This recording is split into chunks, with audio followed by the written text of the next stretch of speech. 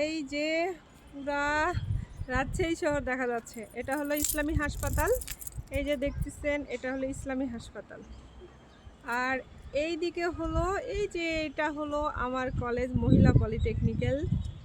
আর এটা হলো আম চত্বর। এই যে এই কোনায় আমটা দেখা যাচ্ছে না, কারণ এই যে একটা বিল্ডিং এর কারণে আমটা দেখা যাচ্ছে না। এই যে মেন রোড দিয়ে বাস ট্রাক যাচ্ছে। এই যে মানে আমাদের বাসা হলো ইসলামী হাসপাতাল একদম কাছে। আর এটা হলো মহিলা মাদ্রাসা 4-5টা।